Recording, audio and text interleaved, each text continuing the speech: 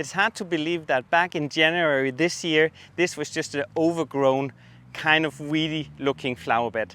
Now we made it into an ocean just of different perennials, full of life for insects. We added big stones along the way, natural stones. We have wooden stumps, and we have made so there's a path with creeping thyme here and stepping stones, kind of just wisping all the way around. At the end there's going to be very soon some benches. People can enjoy it here and go and kind of observe the many different kind of perennials we added here.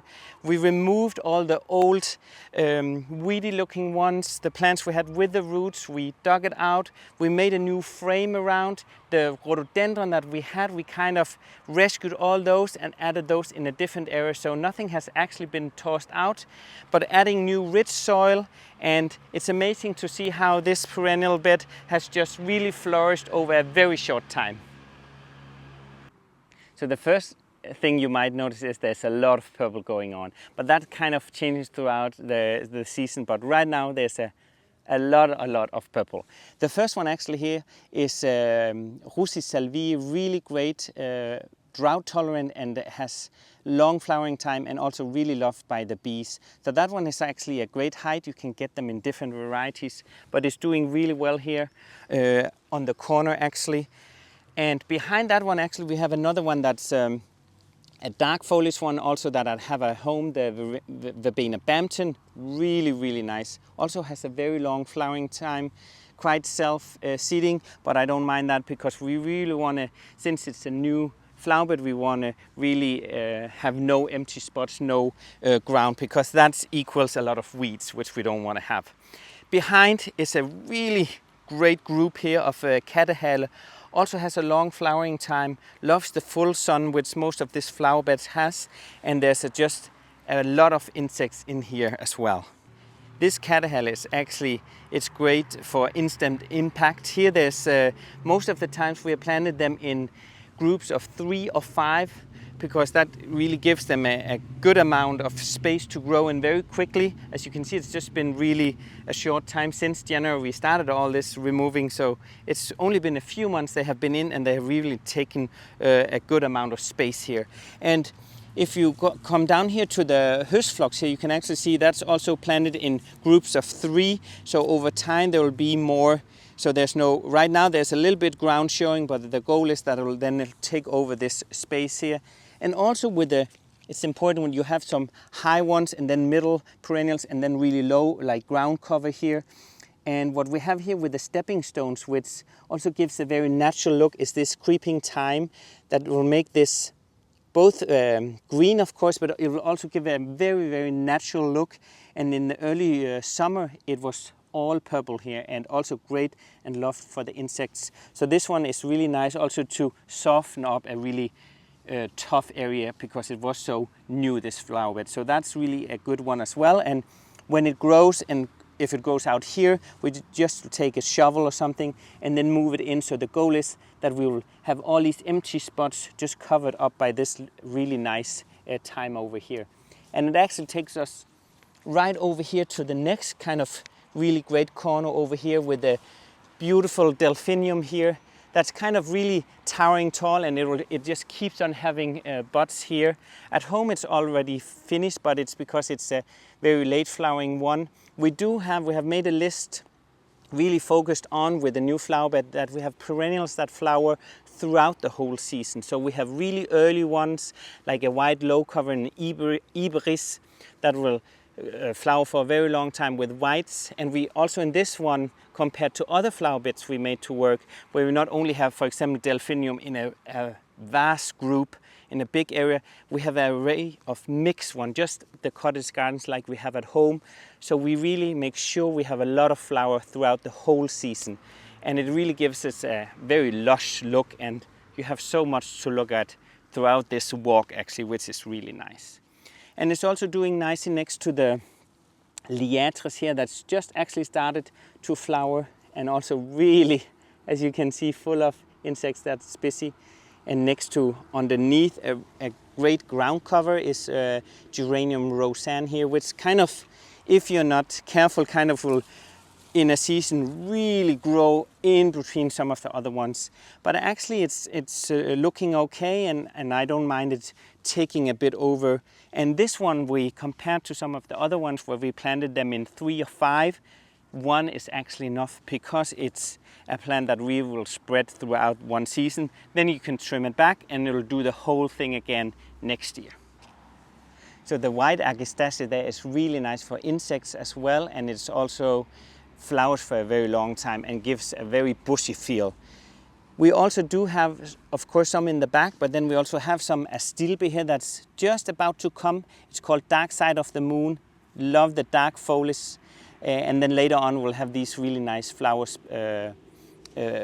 spears. Actually, one is coming here, and that'll be really nice covered here, and a nice contrast to some of the other ground cover we have, like the Brunera here, which is like a two-toned, really nice. And the goal is, I know there's soil here which we don't want, but then over time we can start dividing here in autumn and place a few more cuttings around here, or just actually divide this plant because it's doing well. And then the goal is that this will not only be 3 here, it'll kind of over time self-sow and have a natural kind of going a little bit into some of the other ones. So it won't look really squared like blop, you have a group of this. It'll kind of mix really nicely together. But and we of course also have some perennial grasses that will give some height and some texture. Some of them will have some spears up, like we also have some fountain grass. So it'll give some texture. So it's not only some that has flower, but also this kind of just looks like a waterfall on this one. So we have a really nice tree here, and under there we have also planted some perennials that thrive under a tree. Of course, we have to notice the tree might take a lot of nutrition, a lot of water from the plant. So here in the beginning, definitely until the roots have grown a little bit larger, we have to water a little bit in dry periods. But what we have under here is different kind of hostas, different kind of foliage, which is really cover this space really nicely. We have some geraniums here in the back. And even if it's finished flowering, it gives a lot of texture here. Just instead of just having some kind of bare soil, it'll really also help to avoid that there's some weeds. If we go a little bit further over here, we also have one that's really one of my favorites that has a long flowering time, is Cranesbill. And what we do also here in the new flower bed, kind of deadhead some of the finished ones, because then it will keep on producing new ones. And it's both the foliage on the leaves is really nice, but also, as you can see, it really attracts a lot of bees and it's a nice purple color actually. So this is actually, I think, one of my favorite spots here with this old wooden stump we had at work, and it's really nice. It works as, of course, also living space for insects, but also that people can actually sit on it, which is really nice. And the backdrop is even better, because we had not all of the plants we bought. We have also, because we have a lot of perennial flower beds, and the great thing about perennials is that then you can divide and put them other places. So a lot of these ones we have actually divided from other places and then adding in more, which is a great way to get more perennials. For example, this one, the manstro here, we had it in a different area, in a big group. And this is really a nice combination here with the manstro. And then we have the Agastache here in the back, which we also mentioned. We have the different kinds, both in white and a light blue, and this kind of purple here, which is really liked by the insects. It's really full of them, and the butterflies. Together again with a caterhale. And what we also do here, it's really great when you do a perennial flower bed that you repeat. So we have groups of the same throughout this very big flower bed. It's around 160 square meters flower bed, so almost as big as our garden at home. And another one that's also nice, again with the white Agastache here in the back, but in the middle, really a showstopper, is this Dao, the burning heart here. We have it at home in a different variety with kind of red, and then almost reddish, and then more yellow petals out here. But this one with the dark foliage and then this very burnt orange, is really working well in this corner. I'm really pleased how it came up. It's always when you organize, like, and we put all the plants from the pots on the ground first, put them all out, play around, move a little around. You never really understand how it's gonna look. And it's always such a surprise after a summer. Okay, how has it been doing? Has the weather been great enough? Did it get enough water? We did have to water a little bit, especially when it's in a very high summer. It's not the best time to do a flower bed, so we were a little bit late, but it turned out really well. So, and the great thing about, if there's something that's overgrown or taking over, if it's too tall, the great thing about perennials, then we can move it around, which we will do, and divide again. And then the goal is within next season, after 2 seasons, then we can really more and more just close up those gaps. That's a little bit. There's not a lot of gaps, luckily. So when we do this, especially a new flower bed, it's really important to have great ground cover perennials. And this one is a clear favorite. We have them multiple places, but the Pleated Zwitschgen with this pink flower, and again, when it doesn't flower, the foliage is with the silver here, the tones, really, really nice. They spread really nice and actually very quickly. You can easily do cuttings of it, but actually here, I could just pull one up. You can see here how ready it always runs on the ground, and then it'll create new ones. So you can definitely take this and actually just stick it in the ground somewhere. And now it's just been wet, so that will come here. So the goal is that it will really just run a little bit crazy and wild, that's okay, and then run over. And it's a nice mix next to the caduwood here. We pruned that back a little bit when it finished flowering on the top here, just the top, not too much down.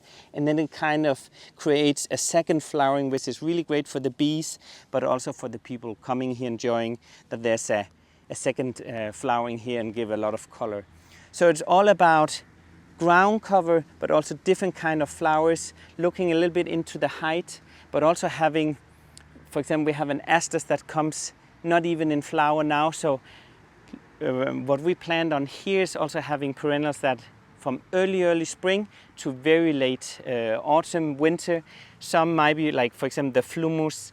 Phlox will have the yellow one, will have its tears with the seed pods. So, and also the grasses. So you have a lot of things to look at. So just going back to my friend, the white ibris. So here we have again, as I mentioned, we're planted in groups of 3. It's a great ground cover and it's evergreen, which is really great. Has these beautiful, almost silky looking flowers. But a great thing is that you can make your very own, very easily, some of these perennials. So what I do, I go down, I actually just find like a little, and I make a cutting. So there's a piece of stem here. Then I either with the scissors take this and remove the lowest branches here. And then this one, if it's very dry, I could put it in pots, but otherwise I just keep it kind of watered. So I'll find a spot. It's kind of okay down here.